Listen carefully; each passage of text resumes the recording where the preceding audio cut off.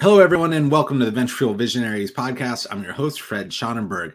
On today's show, we have Brent Omdahl. Brent is the Executive Vice President for Government Affairs at GlobalWafers. GlobalWafers is a global leader in the semiconductor technology, providing innovative, advanced silicon wafer solutions to integrated chip manufacturers worldwide. Brent's background is phenomenally interesting. He is an international government affairs and business development executive, deep experience in the U.S. and in Asian and African markets, 20 plus years of experience counseling U.S. firms on international market entry strategies, and on the reverse side, advising foreign firms on U.S. greenfield investment opportunities. So today we're going to talk about navigating global markets, international innovation, the role of regulation in driving an industry's transformation, and the future of the semiconductor industry. So please enjoy this conversation with Brent Omdahl. Brent, thank you so much. Welcome to the show. Thanks, Fred. Great to be with you today. Well, I'd love if you could kind of level set us a little bit. For anyone that doesn't understand semiconductors, can you tell us a little bit about that industry and what GlobalWafers does? Yeah, absolutely. Well, certainly everybody's heard of TSMC, Intel, Samsung, the large chip manufacturers, and many of the chip design companies like Broadcom, NVIDIA, with AI, et cetera. We play in the silicon wafer space. That is to say, we're an essential supplier to the chip manufacturers like Intel and TSMC. Okay. We actually, you could say, people have used this analogy, you could say we're the paper upon which integrated chips are recorded and written and designed. So that being said, the silicon wafer is actually the semiconductor. So we hold the properties that make semiconducting possible. So as an essential supplier, we do a couple of important things. So we basically grow, we take polysilicon, and with a single crystal seed, we grow a silicon ingot. We wafer it up and do several process steps to make it ready to send to our customers, who then print integrated chips on it. Okay. Pretty intense process, but very interesting one as well. Yeah, it's fascinating. It's one of those things that everybody uses. I'm not sure how much depth everybody has in the actual technical pieces of it. Can you talk a little about your company's history globally and its role within this industry that continues to grow? Yeah, so we actually belong to about a very small group of 5 global manufacturers of silicon wafers. It's in names that you may not have heard of. Many people haven't. We're the 3rd largest.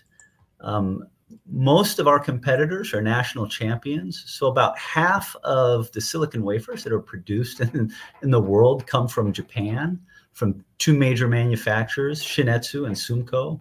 We're 3rd in scope to them. The other players are a Korean company and then also a German company that manufactures primarily in Singapore.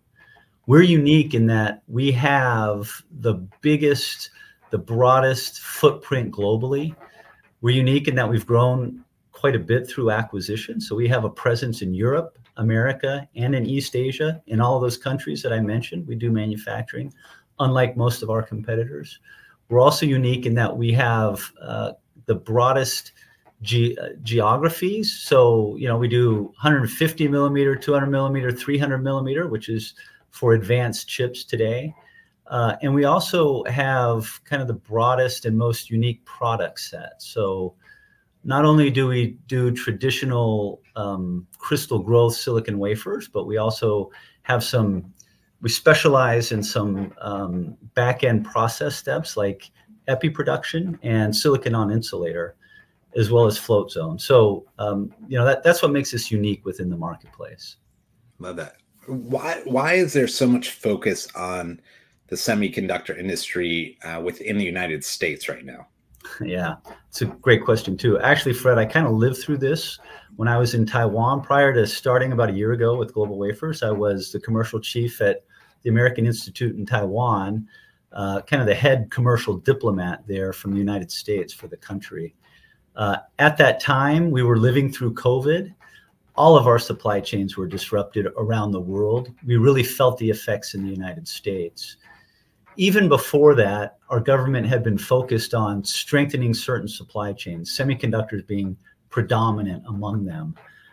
Working very closely with the new administration, we created a strategy to partner with Taiwan, since so many of our advanced chips were manufactured on island, to diversify that a little bit. Now, many of the companies, many of our customers were already talking to us about moving production, some of our production, back to the United States. I mentioned that we grew by acquisition.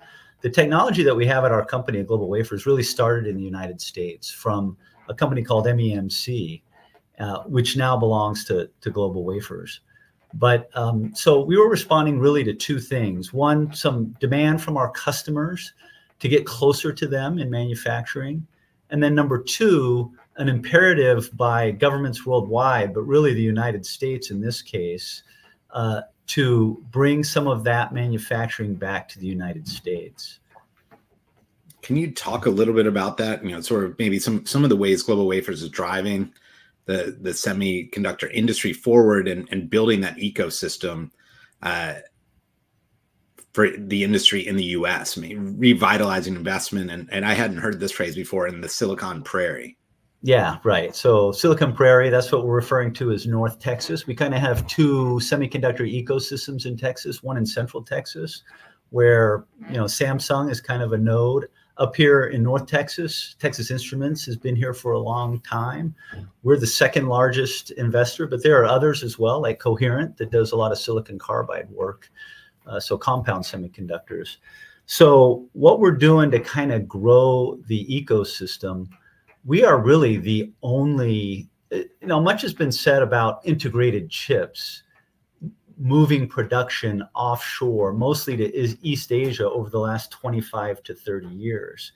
And that is very true. If you just look at the numbers, we moved from about 38% production in the United States down to about 11 for integrated chips. And we were on a trajectory to 8.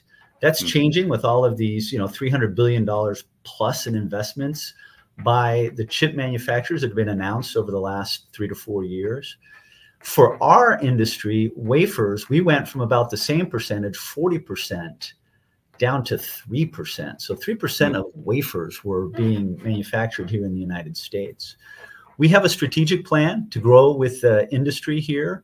If our customers make good on the investments they're making and really pull through $300 billion worth of investments, we'll grow our investment to about 15 to 18% of global supply over 6 phases. So right now, we're in the midst of investing about $3.5 billion in 2 phases.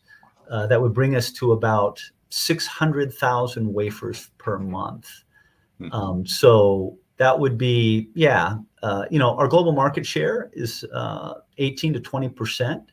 And so we would be producing total global output of about 3 to 5% after we're done with phase 1 and phase 2.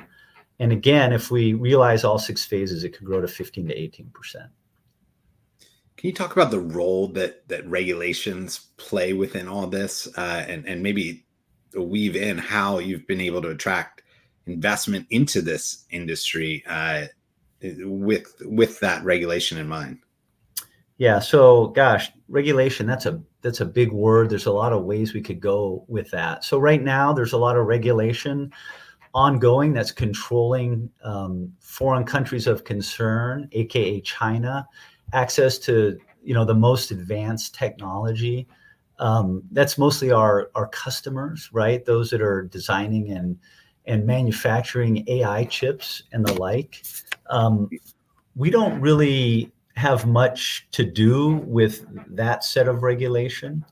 Now, as it relates to regulation of attracting investment to strengthen our supply chains here in the US, I don't know if you'd call it regulation. I'd call it more of an industrial policy. But the United States has had to put its money where its mouth is. It was important for our customers to tell us that they wanted us to be closer by.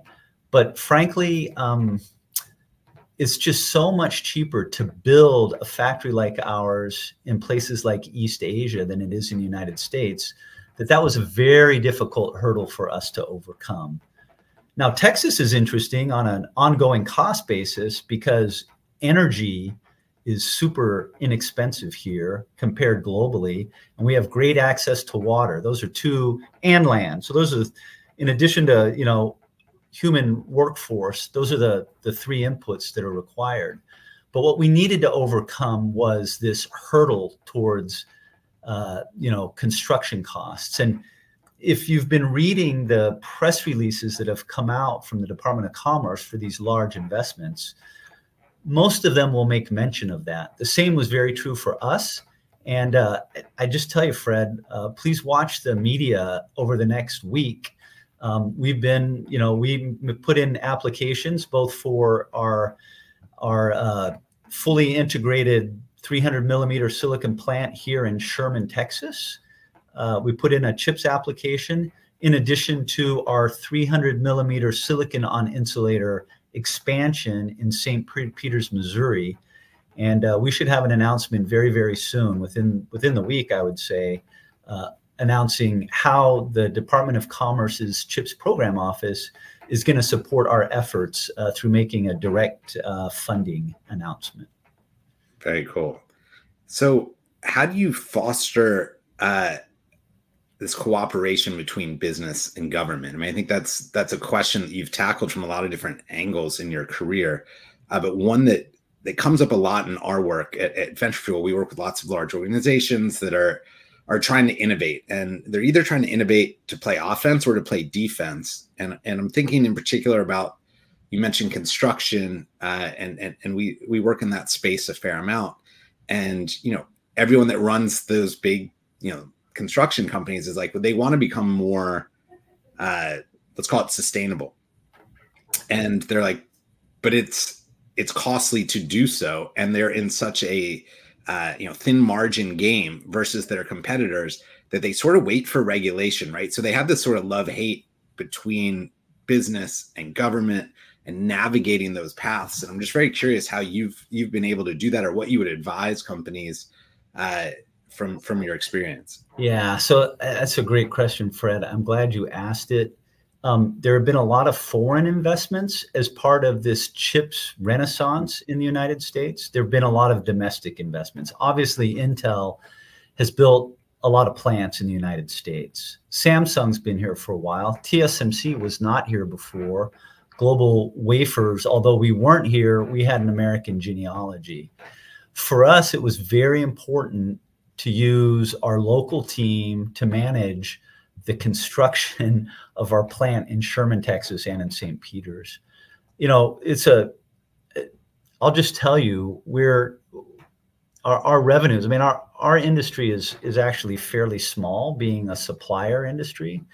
Our revenues, they're public, we're about $2.5 billion. So when we're talking about a $3.5 billion investment, almost 1.5 times of annual revenues, that's significant. So we have to watch it very, very closely. It was imperative for us to use a local team to get the very best in the business. Austin Commercial has been our partner, very, very good. We hired also the best, you know, representative, so owner rep in the industry as well, Freeze Nichols, and they've done an outstanding job for us too. Delivered this project on time and on budget so far, which can't be said for a lot of these other complex projects. Yeah. And I will say that's a hard lesson for other foreign companies to learn. But having had our team on the ground previously, we did that. Now, as it relates to innovation, I could go on in other industries. You know, part of what I did in my career prior to representing GlobalWafers was working to support American company efforts to grow their business in markets overseas. Yeah. And I love that your podcast is about innovation. We always tried to put on our innovation cap and to innovate within government. Sometimes people think that's an oxymoron. I don't believe it is. I mean, I think government can be innovative and adaptive. One thing that we did this in a couple of places, but I think we had the most success in Vietnam. from 2007 to 2010, I was posted there.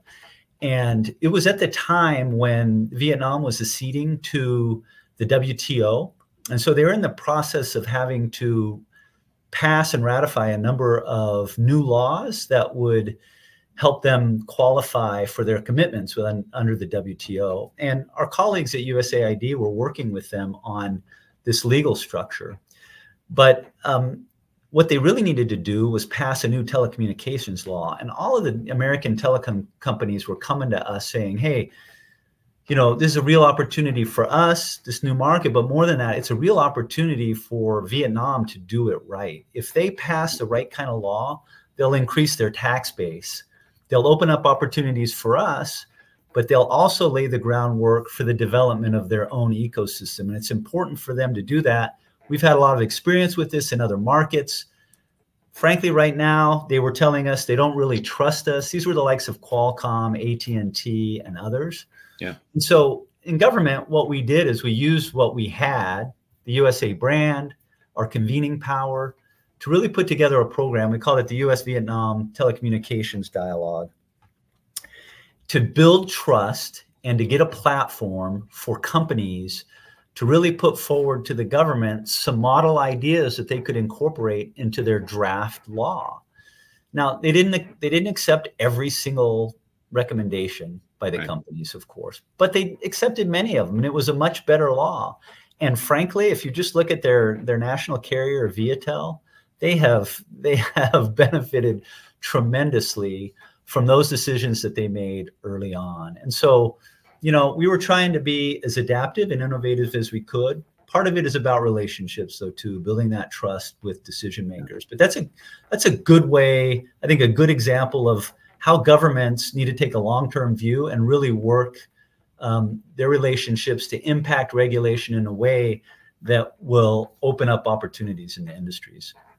Yeah, it's interesting, the sort of long-term view versus short-term, pressures, right? And we see both sides of that. And working with a lot of startups, they move fast, right? Go quick, make mistakes. The runway is short. You got to figure out how to keep the plane in the air. And when we work with large organizations or governments, it's a little bit of the opposite of, don't rock the boat here. Like we need stability, long-term thinking. I think there's a lot of value in both, and also in introducing them to each other, right? That sort of planned friction. Oh yeah, absolutely. Absolutely. Another thing that I've done over my career with the Department of Commerce is play a convening role in getting startups, both from the United States into the markets that we were serving, but also startups from the foreign countries where I was serving into the United States as well. So little known fact, but the Department of Commerce has a program called Select USA, which really works to attract foreign direct investment into the United States. They have one program under that called Select Tech. And every year they organize a number of pitching sessions around the world where there are growing and thriving startup ecosystems, where they do basically pitch competitions. They organize it with professionals throughout the industry.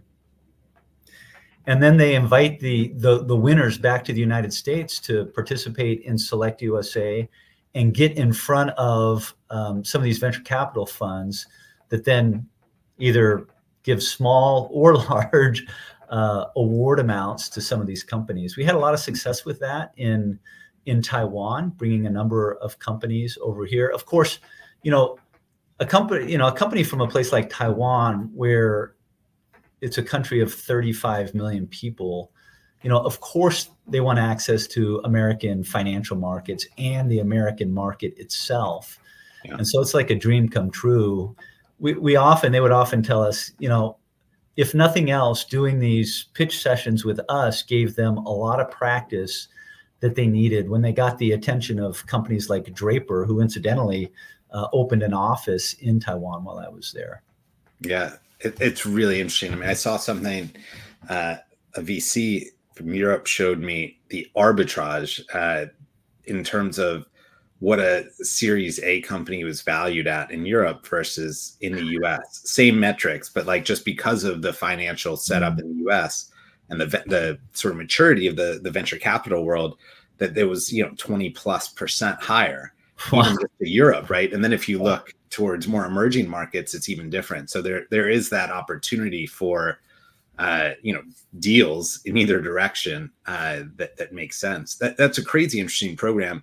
Would you have any advice for companies that are maybe overseas, let's call it startups overseas, wanting to break into the US market, and then the vice versa of the US companies that maybe have global aspirations?